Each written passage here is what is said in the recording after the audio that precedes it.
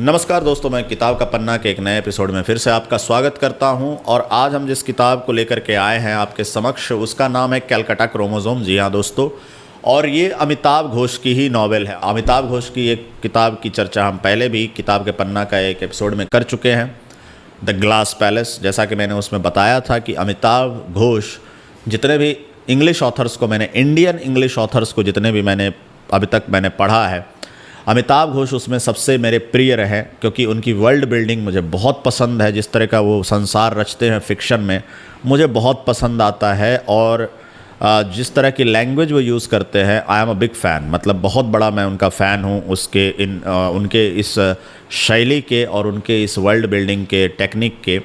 तो कैलकाटा क्रोमोसोम जो मैंने पढ़ी तो मुझे तो बहुत मज़ा आया पढ़ करके। और जितने तरह की मैंने उनकी नावल पहले पढ़ी थी उससे थोड़ी हट करके है ये थ्रिलर की कैटेगरी में आप इसे रख सकते हो। जॉनर जो इस किताब का है ये थ्रिलर है, और 1995 में ही पब्लिश हुई थी। लैंग्वेज ऑफ कोर्स इंग्लिश थी, अमिताभ घोष इंग्लिश में लिखते हैं।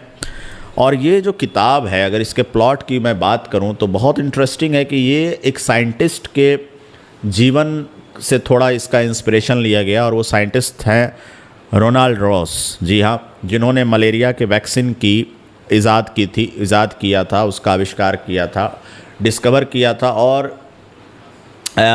उनके इस एक मेमोयर मिला था उनका, रोनाल्ड रॉस का।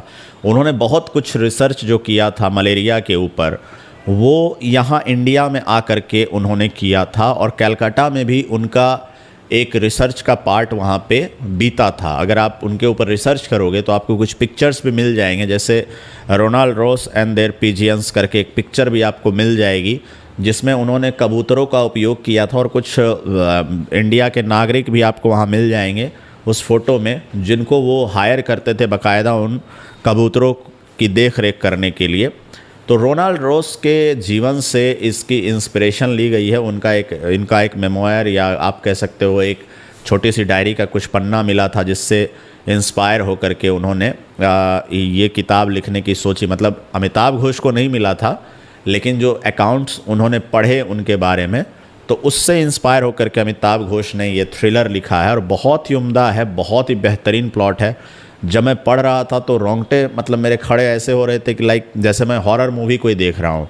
एक प्लेटफॉर्म का सीन है इसमें, वहाँ पे जिस तरह से उन्होंने, जैसा मैंने बताया, अमिताभ घोष वर्ल्ड बिल्डिंग में बहुत माहिर है। तो प्लेटफॉर्म का एक सीन होता है, एक गांव के प्लेटफॉर्म का सीन होता है, जिसमें इस किताब का प्रोटेगोनिस्ट गया होता है और उसके साथ किस किस तरह की घटनाएँ घटती हैं। तो वो पढ़ करके मतलब हिला देने वाला था। जितना हॉरर मूवी देख करके मुझे मतलब कभी डर नहीं लगा, उससे ज़्यादा जब मैं ये किताब पढ़ रहा था तो उसने ऐसा वर्ल्ड क्रिएट किया अमिताभ घोष ने कि मुझे डर लग रहा था। और जैसा कि मैंने बताया रोनाल्ड रॉस के जीवन से है, तो एक वैक्सीन, मतलब मलेरिया के जो वैक्सीनेशन की खोज की प्रक्रिया में कौन कौन किस किस तरह के पड़ाव आते हैं, उन्होंने इस कहानी को दो कैरेक्टर अंतर और मुरुगन, इनका सहारा लेकर के लिखा है। बहुत अच्छा प्लॉट है और बहुत अच्छी इंटरेस्टिंग स्टोरी बनाई है। अंतर और मुरुगन की स्टोरी चलती है, पैरेलल चलती है, और वो गांव में जाती है कि कैसे कबूतरों का इलाज हो रहा है। थोड़ी उसमें वैसे भी चीज़ आती है जो पैरानॉर्मल टाइप की आप बता सकते हो। एक देवी की देखेंगे कि पूजा करते हैं गाँव वाले, बलि देते हैं उसमें मतलब कबूतरों की, और वहाँ पे कैसे बीमारी से लोग अछूते रहते हैं, एट्सेट्रा एट्सेट्रा। तो कई एलिमेंट्स हैं जो बहुत आपको छू सकती हैं, लुभा सकती हैं। और जिनको साइंस में रुचि है उनको भी अच्छी लगी कि थोड़ा मतलब इनमें रिसर्च वगैरह, साइंटिफिक रिसर्च जो है लिया गया है।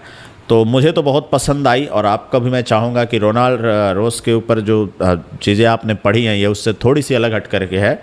और अमिताभ घोष के लिटरेचर को अगर आप अभी तक आपने एक्सप्लोर नहीं किया है तो ये किताब उनको शुरू करने के लिए भी काफ़ी अच्छी है। आपको बहुत मज़ा आएगा, जैसे कि मैं उम्मीद करता हूं कि मुझे बहुत मज़ा आया था, क्योंकि और इस किताब ने भी अवार्ड जीता है। आर्थर सी क्लार्क अवार्ड 1997 में इस किताब ने जीता था। तो उम्मीद करता हूं कि आप जब इस किताब को पढ़ेंगे तो आपको बहुत मज़ा आएगा और बहुत अलग अलग तरह की जानकारियाँ भी मिलेंगी। मुझे भी मिली। तो जाइए इस किताब को पढ़िए और हमें कमेंट सेक्शन में ज़रूर बताइएगा पढ़ करके कि आपको ये किताब पढ़ने के बाद कैसा लगा। धन्यवाद दोस्तों।